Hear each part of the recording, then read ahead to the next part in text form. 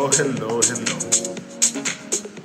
I greet you this Wednesday afternoon, or Wednesday evening, or Saturday early morning, depending on where you are in the world. It is Thursday morning if you are in Western Europe or in Southern Africa, and it is late evening if you are in the East Coast of the United States of America. There has been a lot. I spoke earlier about the spat, diplomatic spat between South Africa and the United States of America. I spoke about the role of Afriforum in that spat. And it seems, my friends, there's been some developments. And people are upset or livid, that is, in South Africa. Let's go into it.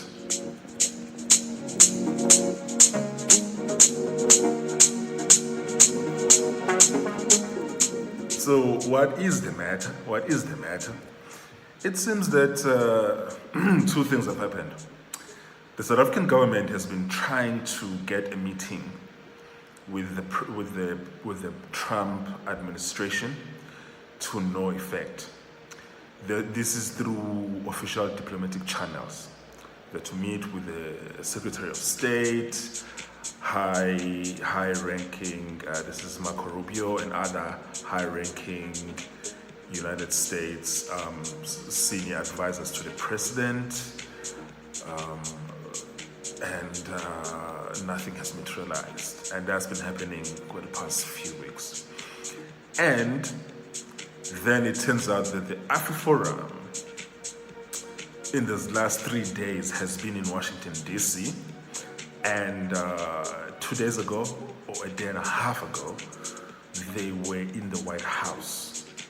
And they posted some photos of themselves in the White House, having those White House visitor tags. And people in South Africa are livid, absolutely livid. And the South African media space has been going on a frenzy, and there's a lot of analysis that's been going on from political commentators, civil society actors, politicians pontificating, commenting. Yo, folks, it's a lot. And my thoughts, as someone who I consider myself as someone who loves both these nations and who wants these nations to get along, not only for them to get along, but to actually be friendly. It's very sad. It's sad indeed. But the elephant in the room here is that a lot of people are asking, why is the South African government unable to get access to have a meeting with President Trump's administration, but Afriforum is able to get a meeting? And some misguided souls are alleging that it's racism, because obviously the South African government is a majority black government, and Afriforum, it's a white organization, white African organization. And obviously because the issues here at hand are about allegations of racial mistreatment of the minority white Afrikaner group in people in South Africa. I think that's a misguided view. For several reasons. But it's very difficult to convince people who are convinced. There's nothing as difficult as convincing someone who is convinced that there is racism involved, that there is no racism involved. Because a lot of the times, these people, their racism allegations are not objective evidence-based allegations. They are often innuendos, conjecture, all kinds of circumstantial things, and all look through a prism of presupposing that this person is racist. So if you already think that the person is racist, and then you are interpreting their actions through the prism that they are racist, there is no end to what sort of racist motives you can find for anything that they do. It's actually quite a difficult proposition. Which is why it's very difficult to deal with these people, because they don't speak reason. They don't speak reason. They don't speak reason at all. It's more like they believe that something is racist, therefore it's racist. Because they're saying, what other reason is there for them to meet with these guys, but not meet with the official government of South Africa? There's a whole lot of reasons. Okay, let me give you a historical lesson, since we are so also ahistorical or historically ignorant. Do you folks remember when the Western governments and the United States of America in particular routinely and often regularly met with Morgan Tsvangirai of Zimbabwe, who was the official opposition leader in Zimbabwe, but refused to meet with Robert Mugabe? Do you remember that? And here the issue here, I'm not talking about litigating the issues between Morgan Tsvangirai and Robert Mugabe. I'm not interested in that, so don't even get me started on that crap. I'm just saying, do you remember that? These were two parties who were in conflict, and both of them were black. That's one example.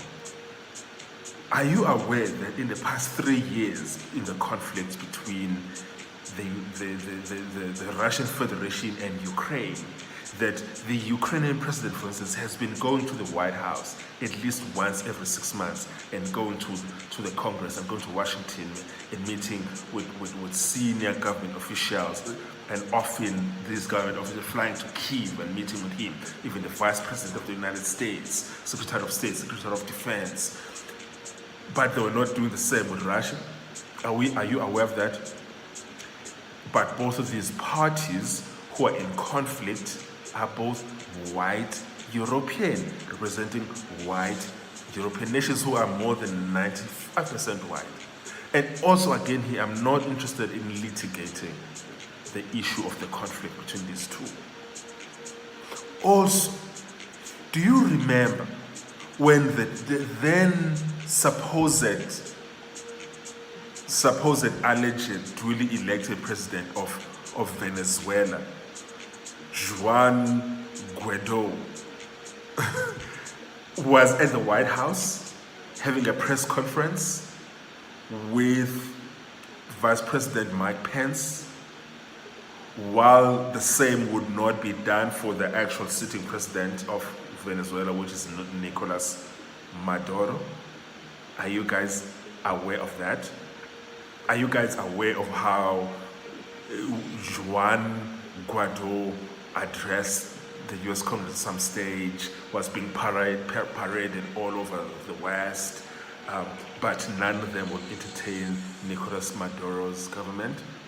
And also, even in this, and there was a dispute there between Nicolas Maduro and Juan Guaido. Sorry, I'm not Spanish. Between 2019 and 2023, where there was a disputed precedence between Maduro and Guaido, and the U.S. at the time clearly picked a side. And these guys are both Venezuelan, same everything. It's not like, okay, this one is white, this one is black, or this one is white, this one is Latin. These are both Latina men from... Guys, can we just kindly just cut the bullshit, please? can we please cut the bullshit? And for me, it's very difficult to engage in debate with people whose intellectual processes are so basement level that I find that I'm wasting my time when I'm dealing with them. Where people who are making arguments that are non-arguments, people who are making asinine, moronic arguments. Guys, please, let's just cut the crap. Not every dispute between two people of a separate racial group